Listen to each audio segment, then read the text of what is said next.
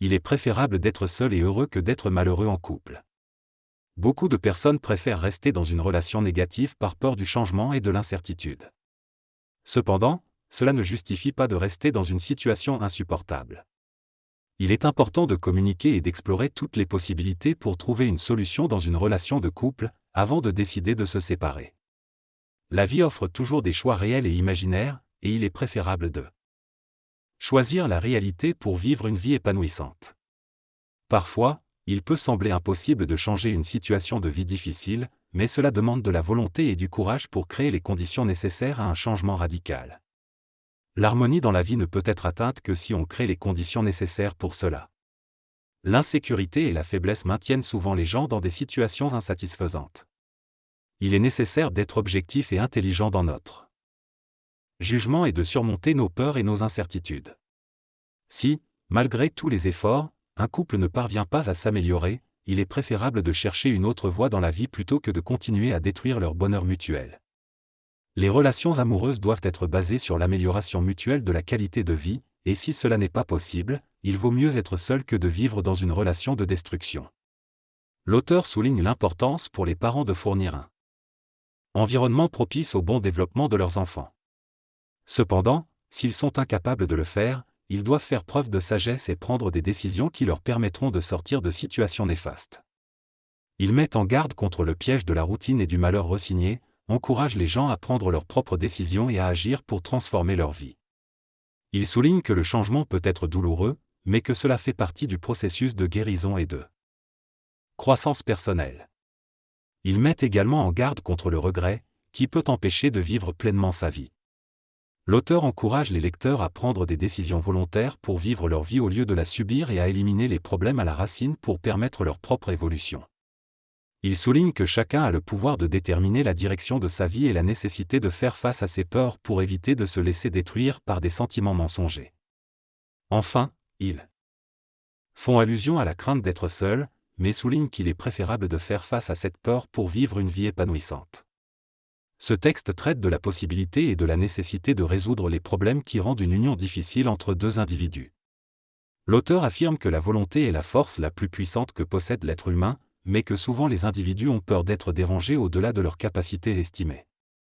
Il estime que chacun est responsable de sa propre vie et qu'il est nécessaire de comprendre son potentiel. L'auteur mentionne que certains individus réussissent leur vie en dépit des obstacles, mais que chaque individu doit être son propre exemple.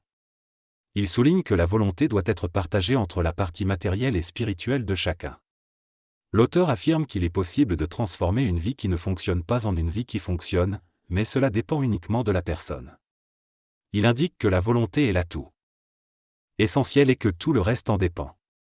L'auteur évoque également le rôle des femmes dans les relations de couple et souligne leur importance dans l'éducation des enfants.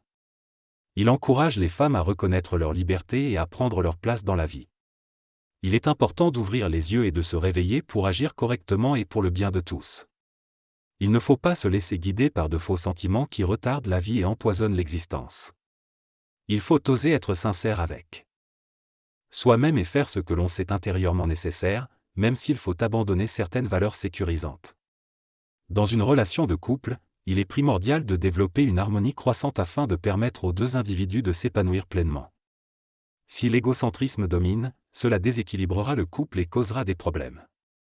Parfois, il est nécessaire de restructurer ou de mettre fin à une relation qui ne nous sert plus, afin de repartir sur de nouvelles bases et espérer trouver le bonheur. Il faut tout faire pour maintenir un foyer harmonieux, mais si cela s'avère impossible, il faut avoir la volonté de reconstruire sa vie et en tirer des leçons pour l'avenir. Il est essentiel pour les parents de minimiser les conflits envers leurs enfants afin de préserver leur bien-être. Les enfants souffrent lorsque les parents se servent d'eux comme otages et manipulent leurs émotions. L'équilibre psychologique dans le foyer est crucial pour leur développement, et ils sont sensibles à l'énergie négative qui les entoure. Les parents doivent décider s'ils veulent vivre ensemble de manière équilibrée, sinon ils doivent s'entendre honnêtement pour ne pas perturber la vie de leurs enfants. Si les ponts sont coupés entre les parents, cela impacte non seulement les parents mais aussi les enfants. Il est important de prendre une décision pour créer un nouvel équilibre. Dans le cas des couples sans enfants, ils peuvent persister dans leur union malheureuse, mais ceux qui ont des enfants doivent prendre en compte leur bien-être. Refuser d'admettre un échec ne fait que prolonger la souffrance et empêche le changement nécessaire. Il n'y a pas de place pour un manque de volonté dans la vie. Il est important de prendre des mesures pour changer une situation et éviter d'attendre d'être dans des conditions encore plus difficiles. Les émotions s'accumulent avec le temps, rendant les ruptures de plus en plus difficiles.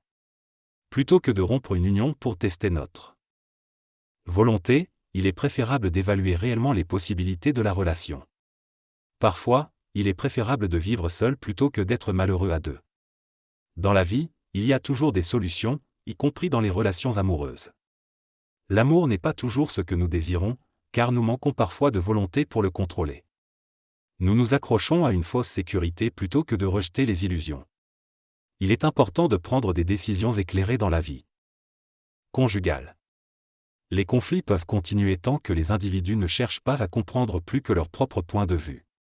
En faisant preuve de réflexion et en mettant de côté l'ego et les passions, il est possible de trouver des solutions cachées. L'ego est à la fois sain et pécheur et nous empêche souvent de comprendre